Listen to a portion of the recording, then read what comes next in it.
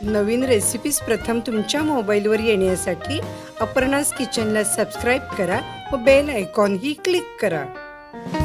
मैत्रिणींनो, अपर्णास किचनमध्ये तुमचं खूप स्वागत आहे। आज आपण करणार आहोत गवारीचा ठेचा। त्यासाठी मी बघा अशी ही गवारी घेतलेली आहे। मला देशी गवारी मिळाली आहे, पण तुम्हाला जी मिळेल तशी तुम्ही गवारी घ्या। ही आपण छोटे तुकडे करून सोलून अशी घेतलेली आहे। या गवारीच्या 100 ग्रॅम गवारी साधारण 1 वाटी आहे। तेवढ्याच मी मिरच्या घेतलेल्या आहेत बघा।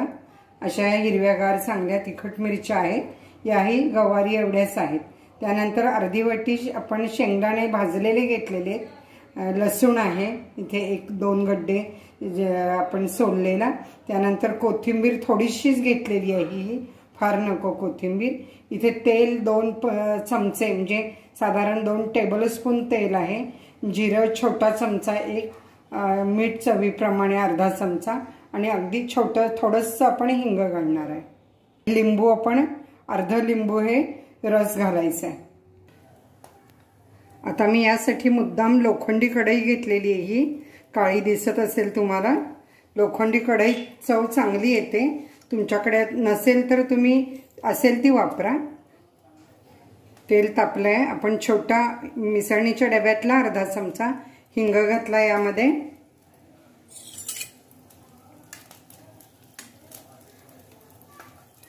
आणि गवारी घालायची। ही गवारी आपण चांगली भाजायची। गॅस मोठाच आहे।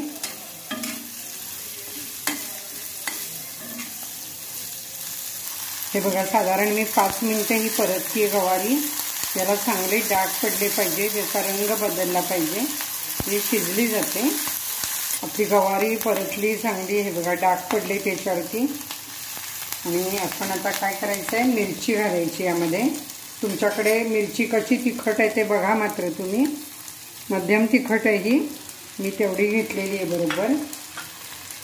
कारण लवंगी मिरची घेतली तर कमी लागणार ती। आता आपण ही गवारी बरोबरच मिरची पण चांगली परततो। असं लोखंडी कढईत परतलं की टेस्ट एकदम छान येते आणि भाकरी बरोबर खरडा अतिशय हा गवारीचा फार सुरेख लागतो।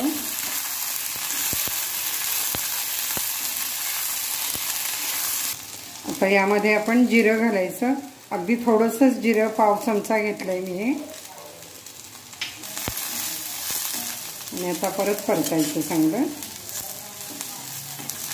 हे बघा मिरच्याही चांगल्या डाग पडले तसे मिरचीला आणि गवारी पण चांगली परतली गेलेली आहे। मी नंतर बारीक गॅस करून पण एक परत 2-3 मिनिटं परतली आहे। आता हे सगळं परतून झालंय आणि आपण गॅस बंद करून एक थोडं गार करायचं, म्हणजे आपल्याला ठेचताना चांगलं होईल। असा मी दगडी खलबत्ता घेतलेला आहे हा। जर तुमच्याकडे लोखंडी असेल तरी चालेल, जसा असेल तसा तुम्ही घ्या। नाहीतर मग काय मिक्सरवर थोडं जाडसर वाटायचं, नसेल तर तुम्ही तसंही करू शकता। आता आपलं हे सगळं मिरची आणि गवारी वाटलेली आहे, ही मी यामध्ये घालते, भाजलेली आहे ती।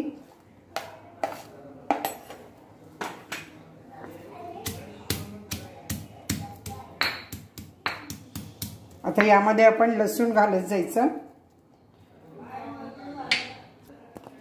हे तर असं लसूणही त्याबरोबरच घातलेलं आहे। नंतर आपण शेंगदाणे घालायचे आणि मीठ शेवटी।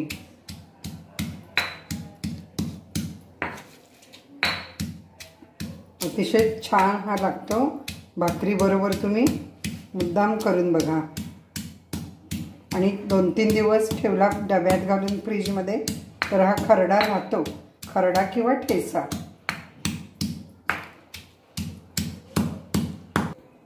आता यात शेंगदाणे घालायचे।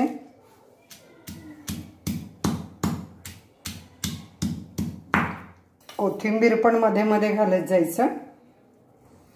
कोथिंबीर जास्त नको, मात्र थोडीशी घाला।